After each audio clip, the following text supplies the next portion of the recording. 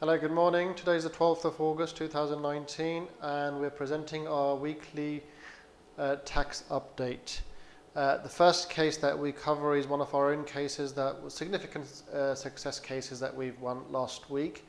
This was part of the tax tribunal appeal that we won back in February for a late appeal.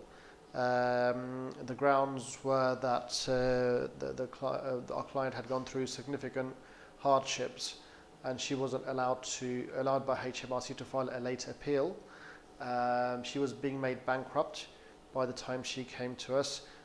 We were about a week away from her bankruptcy and we filed an appeal with the tax tribunal, and then the matter went, the bankruptcy was stopped, then we went to the tribunal, we presented the case and the judge took our side. We won the appeal, and subsequent to that, the matter had to be a matter of tax payable had to be decided. This was to be decided by the tribunal. We asked for HMRC to, if they will consider an alternate dispute resolution, which is ADR meeting, which they accepted after some difficult time, but ultimately they accepted it. At the ADR meeting, our client came in. We had a 5-6 hours of long meeting, presented our case to HMRC together with the right evidence and the technical arguments and the previous case law.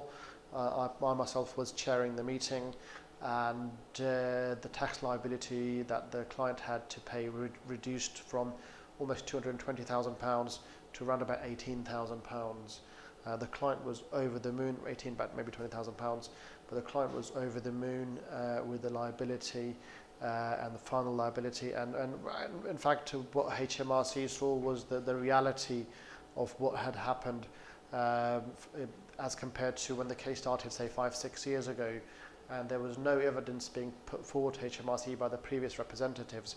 But as we came along, we put significant amount of information and evidence forward, and the case was decided in our client's favour. So it's quite a big success story for our team, who worked very hard on this case. And I'm also very thankful to HMRC officers who showed a soft side to how normally people perceive HMRC inspectors to be the hard-lined, not human, but in fact that wasn't the case at all. They had a very human touch to them, and they felt sorry for our clients' extreme circumstances. Now let's go to some of the cases that have been announced by the tax tribunal over the last week or so. The first case is that of Tinkler versus HMRC. Now this client, or this potential taxpayer, went to BDO, an accountancy firm, in relation to his tax returns. HMRC then opened an inquiry in 2005. The inquiry notice was sent to BDO as the agents and the taxpayer, but from what we've seen in the judgment is that the address that HMRC held was not correct. The inquiry proceeded as normal. HMRC disallowed some losses, and the taxpayer, Mr. Tinkler, had some tax to pay as a result. The matter went to the first-tier tribunal. The barrister or the counsel that was picking up, the representative that was taking the matter to the tribunal, picked up the fact that the inquiry notice had not been sent by HMRC to the taxpayer's correct address. And this is a significant and fundamental point.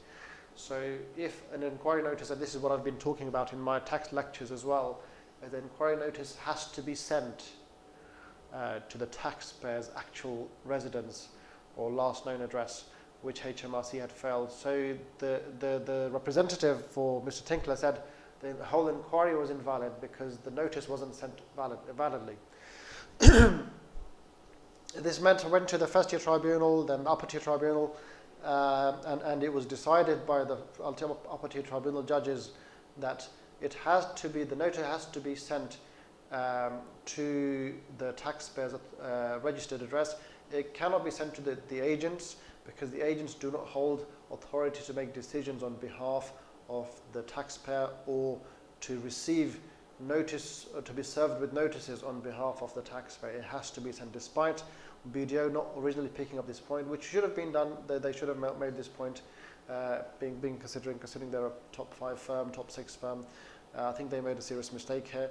but it was subsequently picked up by the person taking the matter to the tribunal that the appeal was completely invalid because it was not sent to the main residence. And this is something I advise always clients when they come to see me or my team, that we check the basics.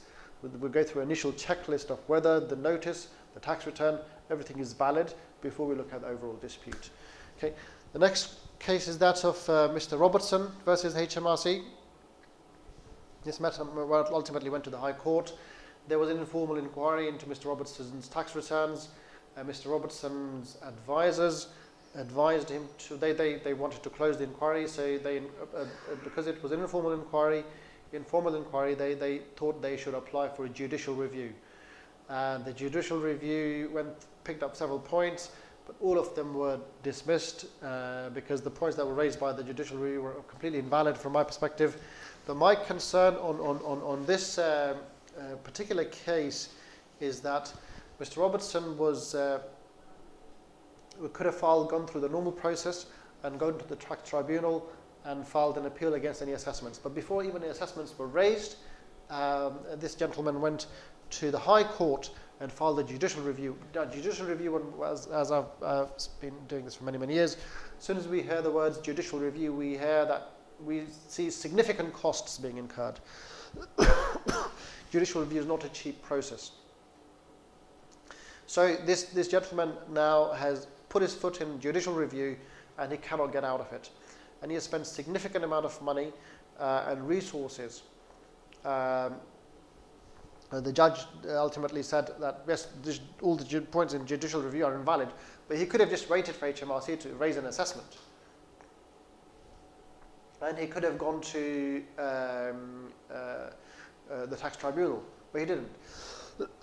So from our perspective, I think this Mr. Robertson was very badly advised by his advisors. We would never instigate a judicial review. The next case is that of Mr. Hurst. Now, Mr. Hurst was asked to file a tax return because he had underpaid PAYE liabilities. He was given a P800, which shows you've got underpaid PAYE liabilities, and therefore you need to file a tax return. And this is a very interesting case, because in this case, Mr. Hurst, who was not very well advised, and HMRC's representatives or advocates at the tribunal hearing, they were not very well, how should I put it, aware of the law.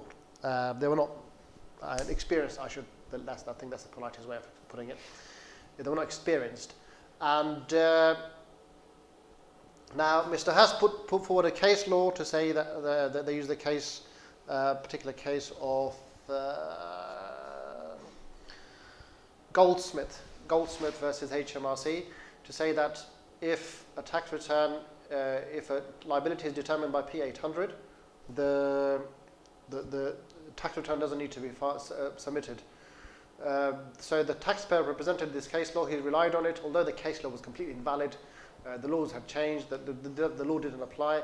But HMRC's advocate at the tribunal didn't pick this up. So the judgment was issued and the client won.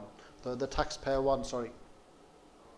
Subsequently, when HMRC reviewed the position, they realized that the tribunal had made an error and the case law shouldn't have been relied upon. So they went back to the upper tribunal to say, okay, we want to appeal because the first year tribunal made a mistake. Now, what happened in this situation is the upper tribunal cannot take new information being presented or new arguments being presented. So whilst the upper tribunal judge said, okay, you've got a very good chance of success, but because you're raising a new point, which wasn't raised in the first year tribunal, you cannot proceed with this appeal. So the appeal was dismissed. But if HMRC's advocate at the tribunal had picked this up during the hearing, this would have never been allowed. Okay. Thank you very much for listening to our weekly update. If you have any questions, if you would like to discuss any particular circumstances, you can call us on 0207 998 1834. And if you do like our videos, please do this on our YouTube channel. and or you can subscribe to our channel as well. Thank you very much. I'll see you next week.